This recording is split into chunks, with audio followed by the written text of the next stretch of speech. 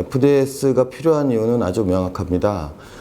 첫째로 현재 제공되고 있는 전자금융 거래상의 인증 체계가 개인정보 유출과 좀 고도화된 해킹 기술로 인해서 피싱 파민 등이 발생해서 마찬가지로 개인정보들이 유출됨으로 인해서 지속적으로 1차 인증 체계 자체가 흔들리고 있기 때문에 그것을 좀 더 강화하고 사용자가 보다 안전하게 쓰기 위한 어떠한 시스템이 무엇이냐 할 때 바로 FDS라고 설명드릴 수 있습니다.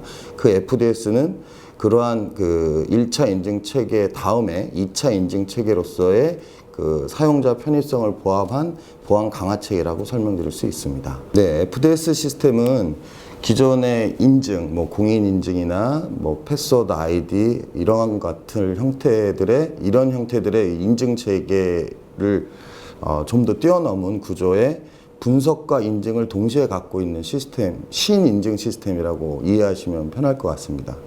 다시 말해서 이 FDS는 인증이라는 어떤 1대1의 정보값을 묻고 그거에 대한 답을 정확히 해서 그게 맞나 틀리냐를 판단하는 것 이외에 그 거래상에 있는 정보들이 상당히 많이 존재를 하게 됩니다. 즉 간단히 말씀드리면 거래 정보라든지 또는 그 사람이 사용한 단말의 환경이라든지 또는 그 사람이 사용 중이고 있는 어떤 브라우저 정보라든지 여러 가지 정보들이 상당히 많이 존재하는데 그러한 정보들을 1대1 인증처럼 다양한 팩터를 갖고 분석과 인증을 동시에 제공할 수 있는 시스템이 바로 FDS가 하고 있는 역할이자 주요 기능입니다.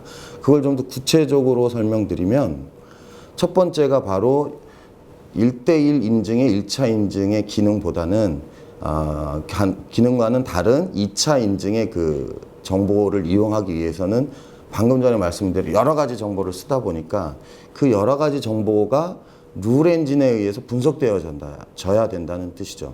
그 룰 엔진에 의해서 분석되어진다는 것을 좀 더 전문적인 용어로 얘기하면 프로파일링이라고 말씀드릴 수 있습니다. 그 프로파일링의 실제 팩터라는 팩트 데이터는 그 종류가 단순하게는 한 개부터 많게는 수십 가지, 수백 가지가 가능합니다.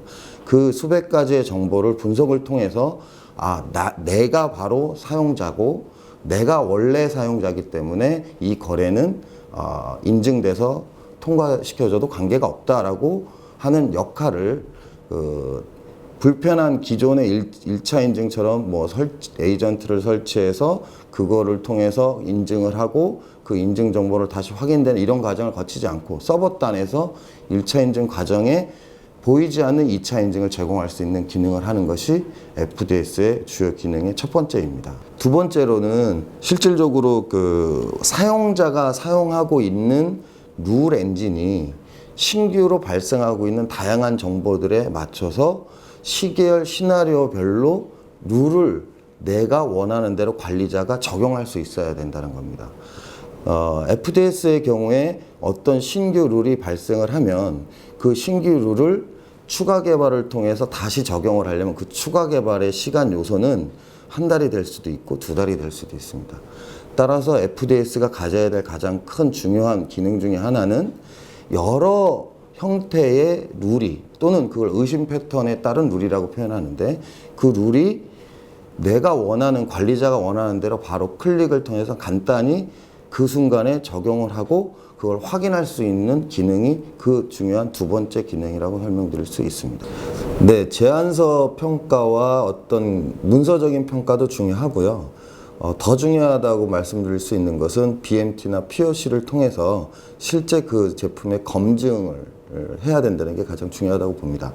그 검증 시에 가장 중요한 부분 중에 하나는 바로 룰 엔진이 프로파일링과 공통기준 정책을 제대로 제공하고 그 두 개의 정책을 복합적으로 또 시계열적으로 탐지할 수 있는 룰을 적용할 수 있는지를 꼭 눈으로 확인하셔야 되는 게 중요한 부분 중에 하나입니다. 두 번째는 이렇게 적용되어진 룰, 공통기준 정책과 프로파일링 정책이 실시간적으로 거래상의 0.5초에서 1초 내에 그 결과값을 낼 수 있느냐는 걸 보셔야 됩니다. 아시다시피 전자금융 거래나 일반 거래보다 좀 전자금융 거래는 그 성능이나 그 리스폰스 타임이 상당히 신속해야지 그 거래에 있어서 불편함을 사용자가 느끼지 않습니다. 근데 그러한 것을 10가지 룰이든 100가지 룰이든 그 성능에 대한 어떤 차이가 처음과 끝이 많고 적음에 관계없이 제공될 수 있느냐를 검증하셔야 됩니다. 네, 세 번째는 FDS가 구조적으로 다양한 정보를 이용하듯이 금융거래의 비대면 채널의 종류들이 상당히 많습니다. 예를 들면 인터넷 뱅킹 채널, 스마트폰 뱅킹 채널, 폰 뱅킹 채널, CD ATM 채널, 또는 사용자의 거래 단말 자체로부터 들어오는 정보 채널. 이렇게 다양한 정보 채널들을 그 채널들 사이에서 빨리 판단해서 각각의 채널별로 유니크한 그 룰 패턴에 의한 차단 기능이 각각 제공될 수 있는지도 검증하셔야 됩니다. 네, FDS 시스템은 현재 우리나라에서 전자금융 거래 분야의 이상징후 탐지 시스템으로 이제 발전을 하고 시작되고 발전을 하고 있습니다. 그러나 그 현재 화두가 되고 있는 IoT 분야나 또는 보안 분야에 있어서 개인정보 유출 통합이라든지 또는 감사 시스템이라든지 또는 내부정보 유출 방지라든지 이러한 다양한 분야에 시계열적이고 멀티 데이터 분석 팩트를 이용한 그 룰 엔진으로서의 기능을 FDS의 기능을 사용을 한다면 현재 발전될 수 있는 FDS의 현재 방향은 더 넓고 크다고 생각하고 있습니다.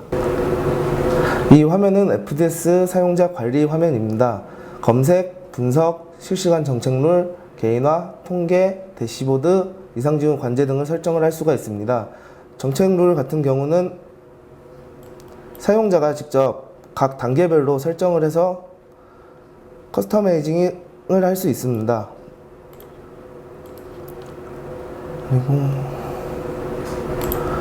해당 데이터가 들어오게 되면은 좀 전에 설정한 실시간 정책 룰에 의해서 탐지가 되고 탐지된 화면은 이런 형식으로 화면에서 실시간으로 확인을 할 수가 있습니다.